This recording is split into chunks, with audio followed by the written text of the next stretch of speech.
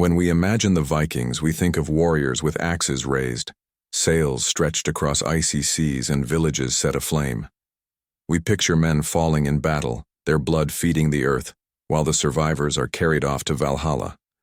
But what about the ones left behind? What about the women who watch their husbands fall, their fathers struck down, their sons slain on the battlefield? For them, survival was not a blessing. In many cases, survival was a fate far worse than death. Because for the Vikings, conquest was not just about killing warriors or seizing gold.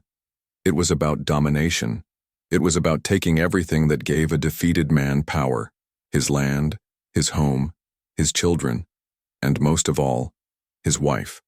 The women of the conquered carried a heavy burden, one that history often silences. Tonight we are going to pull that silence apart.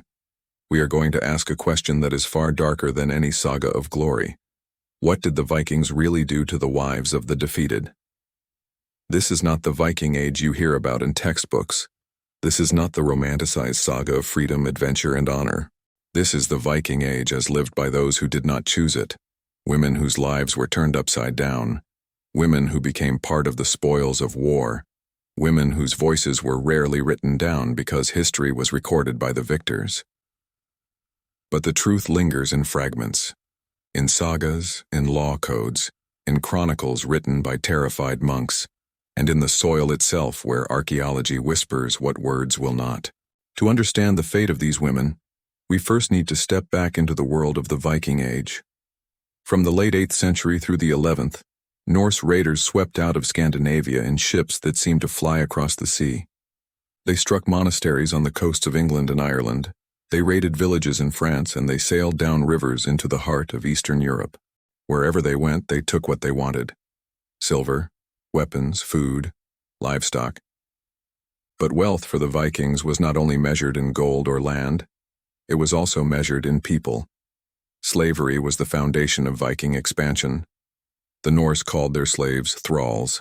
Some were born into slavery, the children of other thralls, but many were captured in raids. They were taken from Ireland, from Scotland, from Slavic lands, from the British Isles, from as far south as Spain. And at the center of this human trade were women. They were prized above all because they could serve, they could bear children, and they could be used in ways that the sagas only hint at. For the Vikings, defeating a man on the battlefield was not enough. True victory came in stripping him of everything, and nothing symbolized that more than taking his wife. Imagine a coastal village in Ireland around the year 840. The sound of horns echoes across the bay as ships pull in. Warriors storm ashore, their axes gleaming, their shields locked together. Men rush to defend their homes but are cut down. A few survive long enough to see their wives dragged away, screaming, their children clutched in their arms. To the Vikings, this was not just looting. It was part of the cycle of war. A woman taken was a trophy of conquest, a living reminder that her husband, her brothers, her people had been defeated. But what happened next? This is where the story grows darker still. Some women were kept by their captors, forced into concubinage, their bodies claimed by men who boasted of their strength and their gods. Others were sold in bustling slave markets, places that pulsed with human misery. Hedeby in Denmark, Birka in Sweden, Dublin in Ireland. These were not just trading hubs for furs and amber. They were also centers of the Viking slave trade. Archaeologists have found chains, collars, and pits that once held human beings waiting to be sold. And women were always in high demand. The sagas, though written centuries later, preserve haunting glimpses of this reality. In the Laxdæla saga, there are stories of women taken as slaves, their lives uprooted by raiding. In chronicles written by monks, Viking raids are described with a mix of horror and despair, not only because of the bloodshed, but because of the women who were dragged into ships and vanished into the north. To the Christian writers, this was proof of pagan savagery. To the Vikings, it was simply the way of war. For the wives of defeated warriors, the humiliation was complete. Their husbands had fallen in battle, their protectors lay in the mud, and now their own bodies became part of the plunder. A woman could be forced into marriage with her captor, her identity erased, her name changed, her children raised not as the sons of free men but as thralls. Or she could be forced to serve in the household, weaving, grinding grain, cooking, laboring without end. Her former life became a distant memory, fading each day as the weight of servitude pressed down. And yet, there were layers to this cruelty. Not all women shared the same fate. The wife of a powerful chieftain might be claimed as a political prize, taken not into slavery but into a forced marriage that bound her bloodline to her captors. Such unions could strengthen alliances or humiliate rival clans. The sagas are filled with stories of women traded like chess pieces, their marriages arranged to end feuds or secure power. And in the aftermath of defeat, even the proudest of wives could find herself torn from her home and bound to the very men who had slaughtered her kin. This was conquest in its most intimate and devastating form. A warrior could lose his life, but his wife could lose her freedom, her dignity, and her very identity. For the Vikings, this was a victory beyond the battlefield. It was the total annihilation of an enemy's legacy.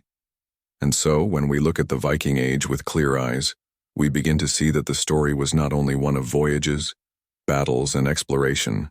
It was also a story of women whose lives were shattered, women who bore the scars of conquest in silence. They were the unseen victims of a world that glorified raiding and plunder, their suffering buried under the tales of men who fought and died with honor. But history has a way of whispering back. In graves, in sagas, in fragments of memory, the voices of these women linger. And if we listen closely, they tell us a truth more haunting than any legend of shield maidens or valkyries. They tell us that for the wives of defeated warriors, survival could mean a fate worse than death. When the smoke of battle cleared and the bodies of warriors lay broken on the field, the victors turned to their next prize.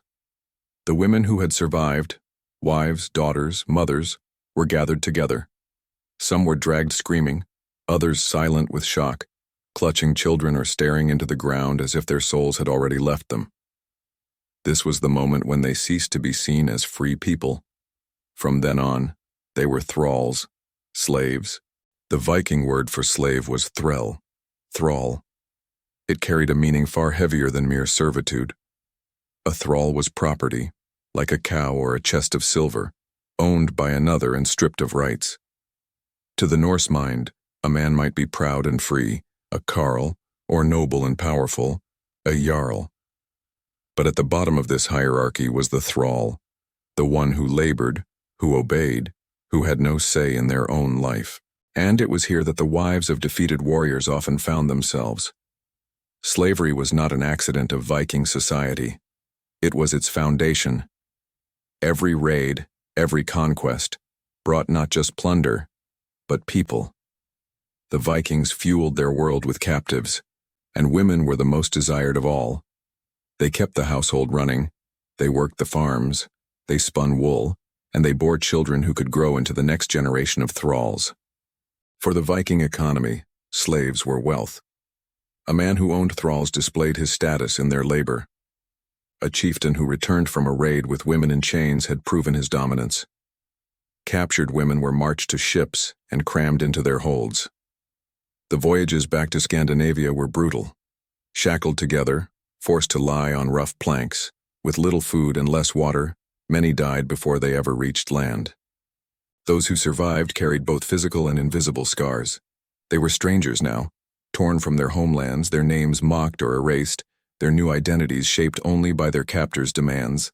Once in Viking territory, their futures split along different paths. Some were kept in the households of their new masters. A thrall woman might grind grain from sunrise to sunset, a task so exhausting that the bones of ancient slaves show the twisted wear of lifelong toil. Others tended livestock, carried water, or worked the looms, weaving cloth that the free women of the household would wear. They were the invisible laborers behind the scenes, doing the hardest work with no hope of reward. But for wives of defeated warriors, there was an added cruelty. They were not only workers, they were also symbols. Their very presence reminded everyone in the village of their husband's defeat. To own such a woman was a mark of honor for a Viking warrior. It was proof that he had destroyed another man so completely that he now commanded his wife. And so, humiliation became as important as labor. Some women were not kept, but sold. Across the Viking world, markets thrived on human flesh. Hedeby in Denmark, Birka in Sweden, Kaupang in Norway, and above all Dublin in Ireland, all became hubs of the slave trade. Foreigners came to buy thralls, paying in silver, weapons, or fine goods. A young woman in good health could fetch a high price, especially if she was beautiful or skilled at weaving and household tasks. Her value was not only in her labor, but in her body. The slave markets of the North were filled with such transactions, their cruelty hidden behind the clink of coins. Archaeology has revealed chilling traces of this trade. At Hedeby, iron collars and chains have been uncovered. At Ribe, remains suggest pits where captives may have been kept before sale. In Dublin, once a major Viking settlement, records and artifacts alike point to the city's role as a hub for trafficking human lives. The scale was staggering. Some historians estimate that thousands of people, perhaps tens of thousands, were enslaved by the Norse across the centuries, and the majority of them were women. Daily life for a thrall woman was harsh. She rose before dawn to tend the fires, prepare food, or care for children not her own. She had no control over her body. Her master decided if she would bear children, and those children born into slavery belonged not to her, but to the household. If she disobeyed or tried to flee, she could be beaten, branded, or killed. In the eyes of Viking law, she had no voice, no rights. She was a shadow moving through the world of free people, essential to their lives but never acknowledged as human in the same way. Yet even in this darkness there were degrees of fate. Some thrall women, particularly those taken as the wives of powerful men, found themselves elevated to strange positions. A chieftain might take a captive woman as a concubine, raising her above other thralls but keeping her beneath free wives. Some concubines bore children who were eventually freed and integrated into society. In rare cases, a woman could earn her freedom, either through long service or by being granted liberty by her master. But these were exceptions, glimmers of hope in an ocean of suffering. For most, slavery was lifelong. The sagas describe it bluntly. In Egil's saga, slaves appear as background figures laboring endlessly. In Laxdæla saga, captured women are mentioned only in passing, their humanity overshadowed by the deeds of men, and yet their absence from the center of the story speaks volumes. It tells us that their suffering was so commonplace that it barely merited notice. The wives of defeated warriors bore a particular weight in this system. To lose a husband in battle was tragedy enough. To then be enslaved by his killers was a cruelty designed to break the spirit. Some women carried that grief quietly, others resisted in ways we may never fully know, but all of them lived under the shadow of conquest, their identities reshaped by the violence of war. As the Viking Age unfolded, this trade in lives only grew. Raiding was profitable, and captives were its most enduring prize. Every monastery burned, every village sacked, every battlefield strewn with corpses left behind survivors who became thralls. And among those survivors, it was the women, the wives, the daughters, the mothers, who suffered most. This was the hidden engine of the Viking world. Behind the sails and swords, behind the sagas of glory, there was another story. A story of women stripped of freedom, their lives turned into property, their bodies claimed as spoils. The story of the thralls, and especially the wives of the fallen, is one we cannot forget. Because without it, the Viking Age is only half a story, one told by victors, while the vanquished lie silent. And yet in the next part of this tale we must go deeper still, for captivity was not the end of the cruelty. Once women became property, new fates awaited them. Fates tied not only to labor, but to the desires and ambitions of the men who owned them. In the next part we will explore how the wives of defeated warriors were forced into marriages, concubinage, and roles that blurred the line between survival and suffering. When a Viking warband returned home with captives, the division of spoils began. Gold, silver, livestock, and weapons were counted. But among these prizes, the greatest were the women, especially the wives of warriors. Their fate was not only to serve but to embody the triumph of their captors. For some, this meant being forced into roles as concubines or even into coerced marriages, a practice that reveals the most disturbing side of Norse society. Marriage in Viking culture was not always about love. It was about alliances, wealth, and power. A marriage joined families, secured property, and ensured lineage. And while freeborn women often had rights to consent, enslaved women did not. A widow taken in battle had no voice. Her captor could decide whether she would be his concubine, his servant, or a wife in name only. In each case, her body became part of his legacy. Concubinage was a widespread practice. Viking men, from common warriors to powerful jarls, could keep concubines alongside their official wives. The concubines were often thralls, many of them women captured in raids. To take a warrior's widow or daughter as a concubine was considered a mark of prestige. It was not enough to defeat a man in battle. To also command his wife symbolized total conquest. The woman became a living trophy, a reminder of the man's destruction. The sagas hint at this reality, though they often veil it in euphemism. In Njal's saga, women are treated as though they were property, their consent never recorded. In Laxdæla saga, the concubine Melkorka, an Irish princess captured and enslaved, becomes part of a household, bearing a son who would later rise to prominence. Her story is striking not because it was unique, but because it was remembered. Countless other women disappeared into anonymity, their children raised as thralls or blended into society without record of their mother's suffering. Sexual exploitation was central to this system. Thrall women could not refuse. Their masters controlled their bodies, deciding when and if they would bear children. For Viking men, this meant not only satisfaction but also expansion of their workforce. Children born to thralls inherited their mother's status, ensuring that slavery reproduced itself generation after generation. A captured woman's womb became another resource, another tool for her master's wealth. For the wives of defeated warriors, the humiliation was sharper still.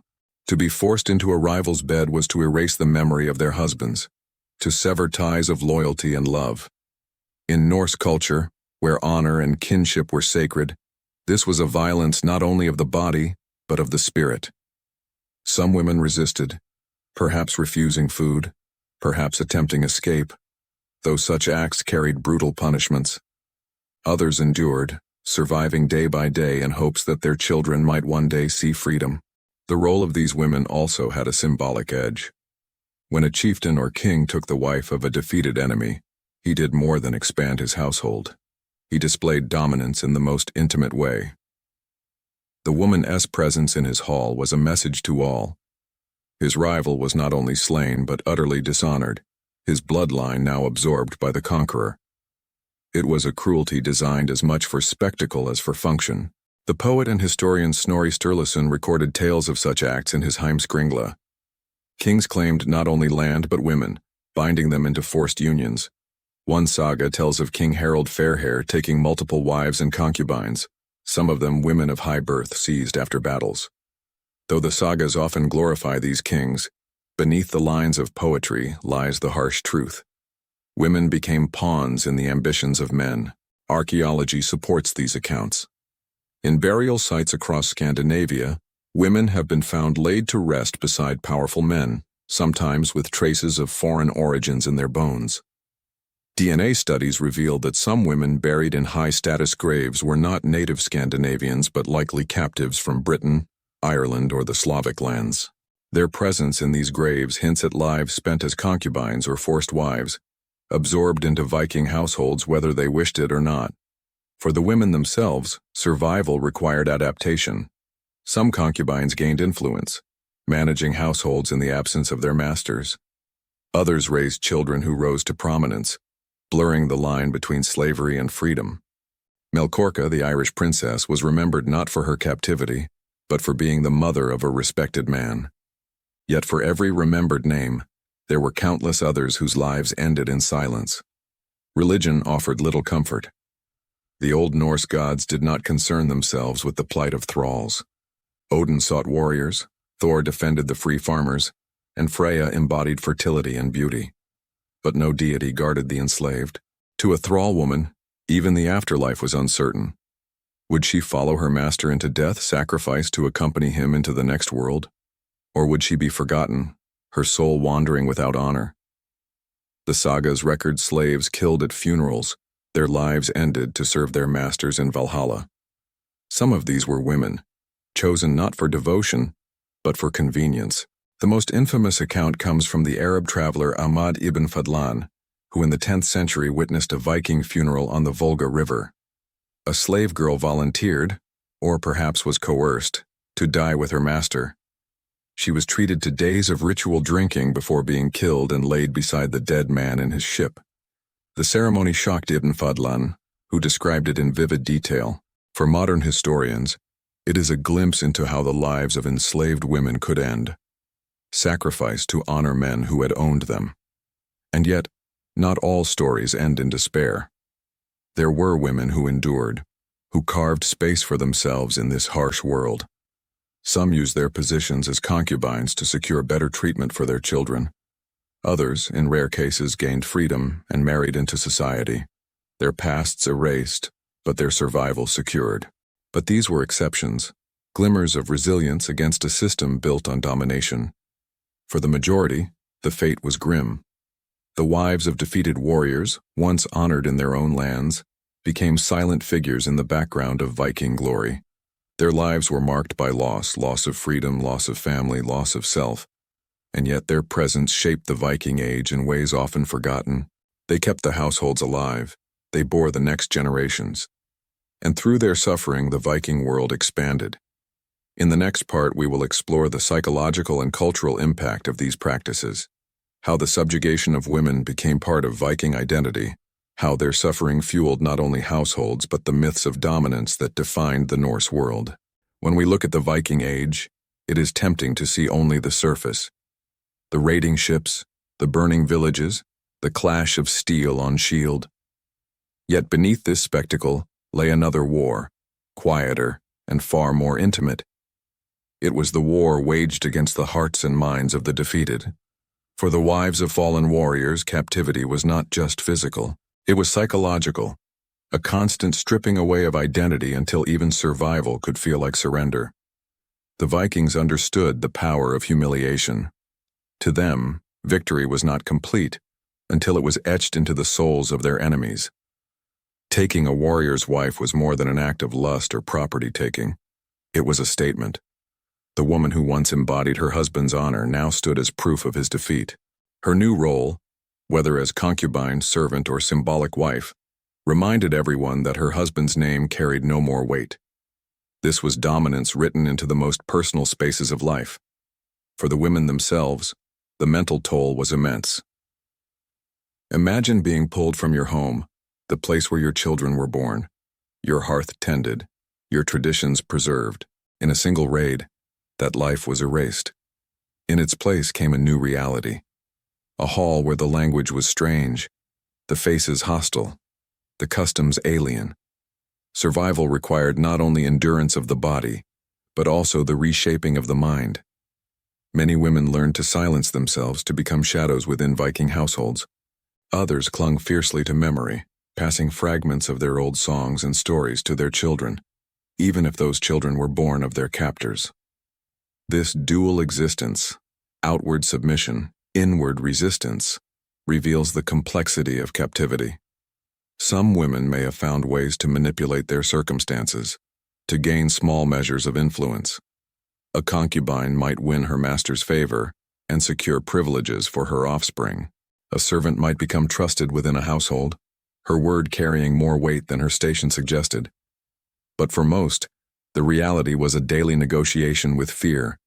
Fear of punishment, fear of abandonment, fear of being forgotten entirely.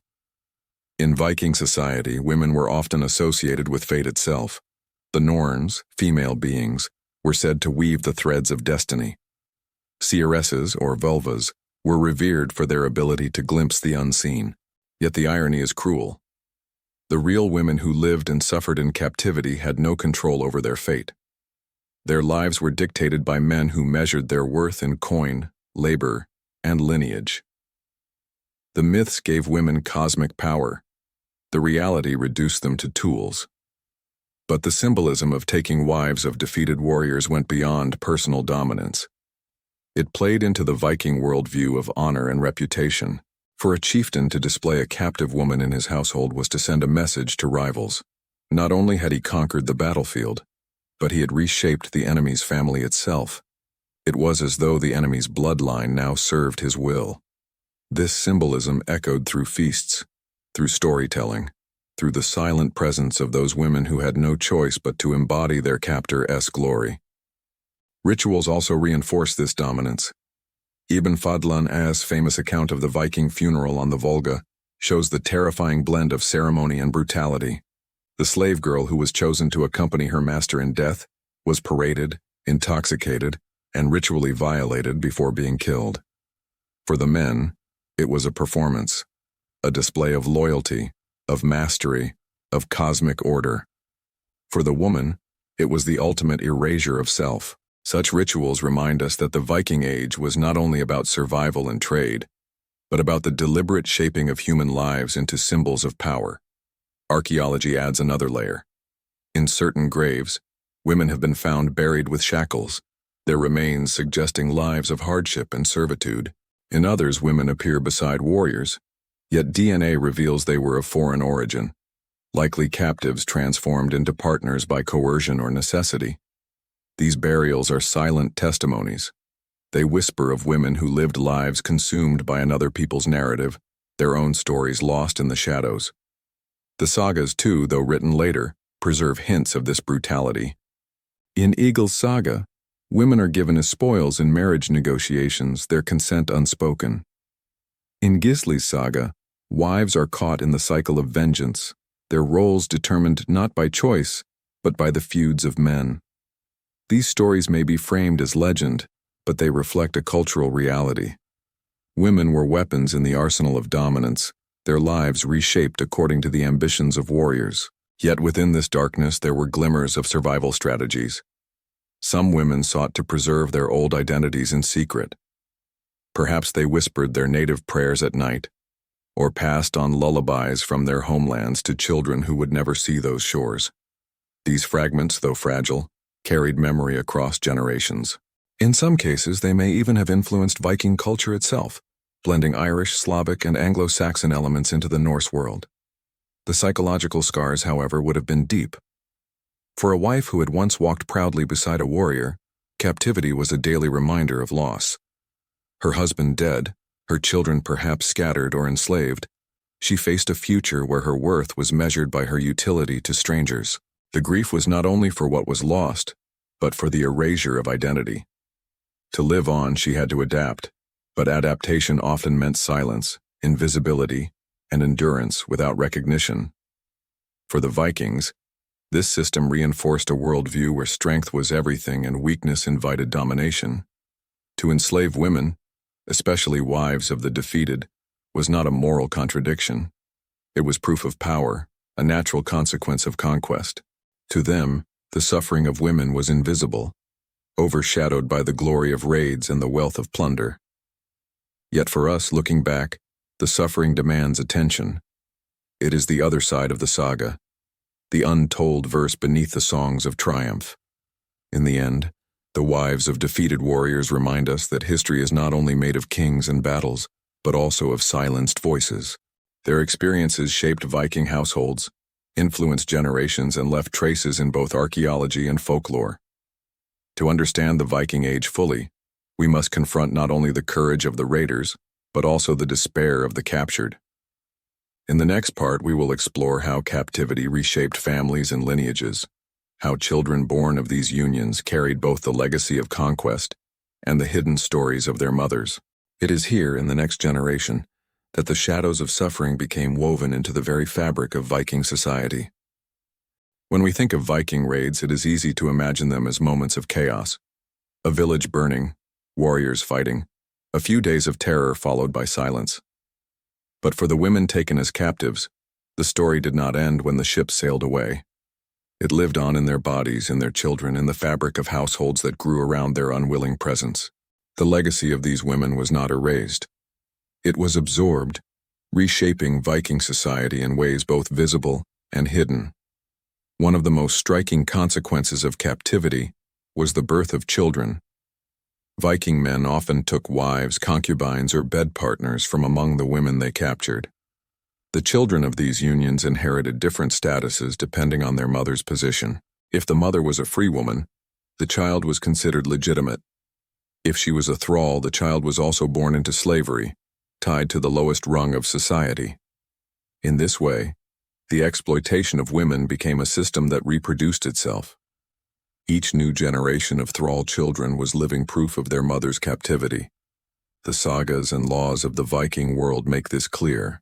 The Gragas, the medieval Icelandic law code, states that a child's freedom followed the mother. If she was enslaved, so was the child, no matter who the father was. This rule ensured that masters had a constant supply of new slaves, born into households where their mothers had no right to protect them. For the wives of defeated warriors, this meant that not only had they lost their freedom, but their children's futures were shackled as well. Yet history is never simple. Some thrall-born children rose above their stations.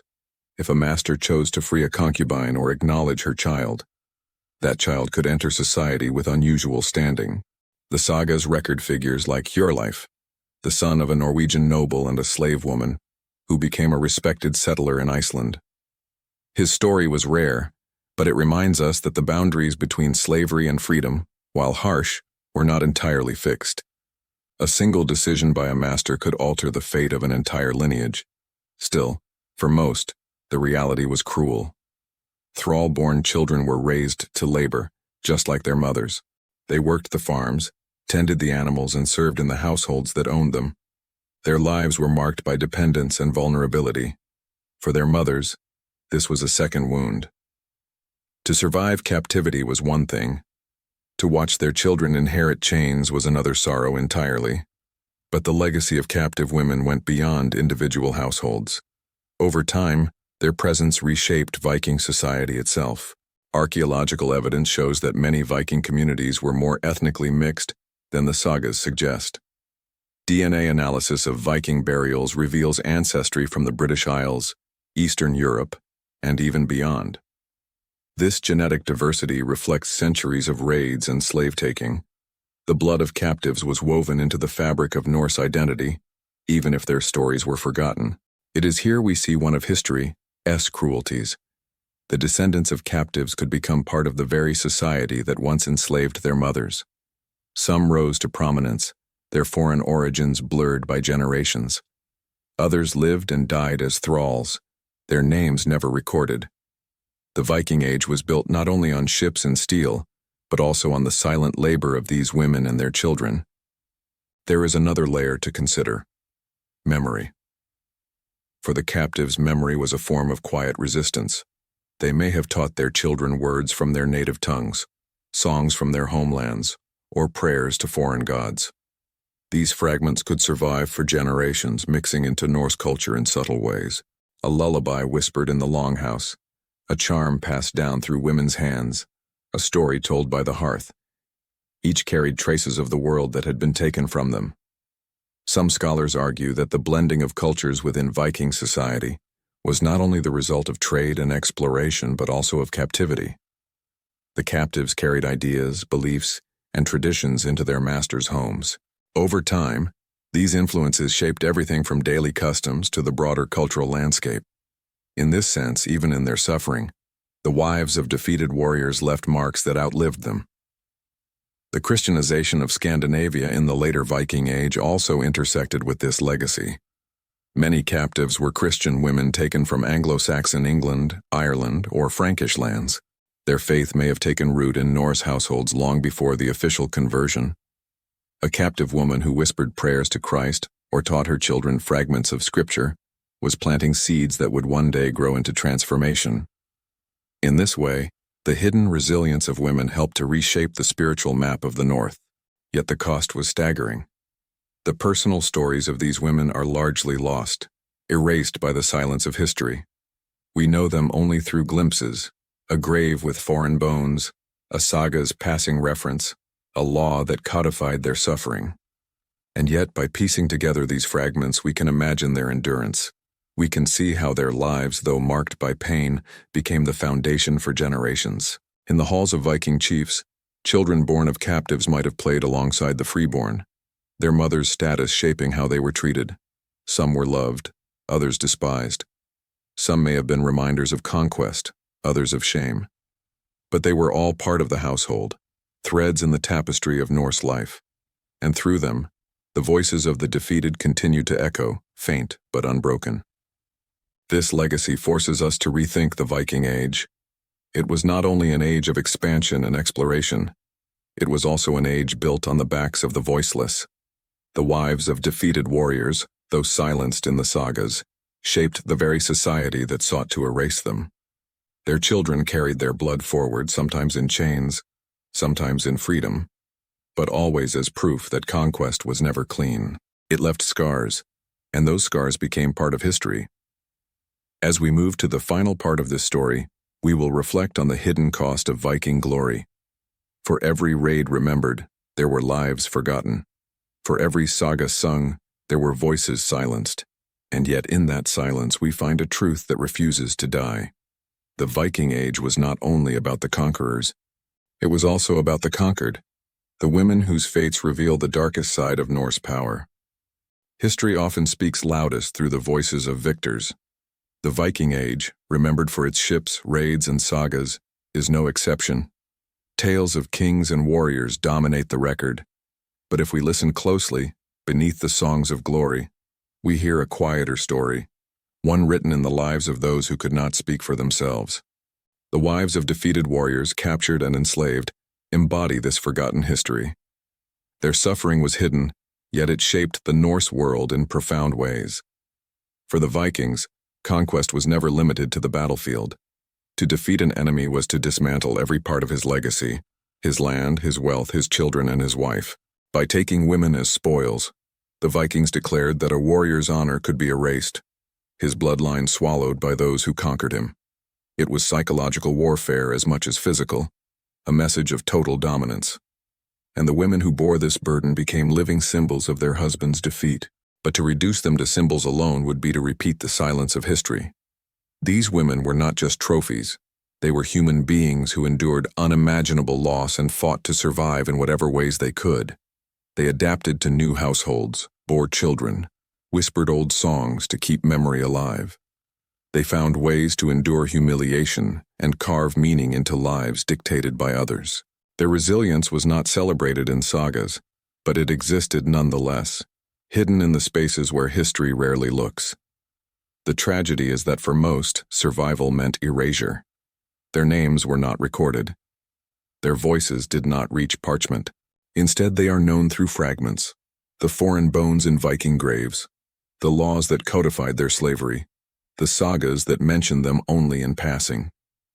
Yet these fragments are enough to remind us that the Viking Age was built not only by free men, but also by enslaved women, their bodies in labor woven into every hall, every farm, every ship that set sail. The cultural impact of this system was vast. Through the children of captives, Norse society became more diverse than the myths suggest. The DNA of Ireland, England, Slavic lands, and beyond runs through Viking lineages. Captives brought with them languages, songs, and beliefs, some of which blended into Norse tradition.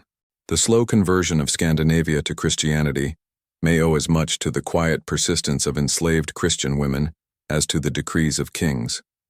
In this way, the silenced voices of the defeated shaped the very identity of the North. But for the women themselves, there was little triumph. Their daily lives were marked by fear, humiliation, and exhaustion. Many lived and died without freedom, their bodies used, their children condemned to servitude. Others were forced into concubinage or coerced marriages, their identities reshaped to serve their captors' ambitions. In rare cases, they found a path to influence, but these were exceptions that only underline the rule. For most, captivity was a life sentence. The sagas glorify the Vikings, but they also hint at this darker truth. Women appear in their pages as bargaining chips, concubines, or pawns in alliances. Behind each of those mentions was a life lived in shadow, a story of resilience or despair that we will never fully know. Archaeology, with its graves of shackled women and foreign-born concubines, fills in some of the silence. And when combined with the accounts of foreign observers like Ibn Fadlan, a chilling picture emerges. Beneath the saga's poetry lay a system built on the suffering of the conquered. As we reflect on this history, it is tempting to ask why it matters now. After all, more than 1,000 years have passed since the Viking Age, but the answer is simple. History is not only about the powerful, it is also about those who endured without recognition. To tell their stories is to restore balance, to see the Viking Age not only as an era of adventure and exploration, but also as an age of cruelty and silence. For every Viking chieftain who feasted in his hall, there were women who served his food in chains. For every warrior celebrated in song, there were widows whose lives were torn apart. For every child raised to be a freeborn farmer, there were thrall children condemned to labor. These untold stories are not footnotes. They are central to understanding the truth of the Viking world. Perhaps the most haunting truth is this. For many women, survival itself was worse than death. To live on as a captive, to see your children enslaved, to have your very identity erased. This was a cruelty that no sword could match. And yet, in their survival, they carried fragments of themselves forward. Those fragments, however faint, helped shape the society that sought to silence them. The Viking Age is often remembered as a time of fearless warriors, brave voyages, and rich mythology, but if we look closer, we see that it was also an age of human suffering on a vast scale. The glory of the raiders was purchased with the pain of the conquered, and the wives of defeated warriors bore the heaviest share of that cost. As this story closes, remember that history is always two-sided. For every triumph, there is a loss. For every saga sung, there is a silence just as deep. The Viking Age was not only built by the strong, it was also built upon the backs of the voiceless. The women who were taken, enslaved, and forgotten deserve to be remembered. Their stories may not have filled the sagas, but they live on in the shadows, whispering to us across the centuries. And so we end with this thought. The true measure of history is not found only in what the victors recorded. It is also in what they chose to hide. And when we uncover those hidden truths, we see the Viking Age for what it truly was. Not just an era of conquest and glory, but a world where the suffering of the forgotten shaped the destiny of nations.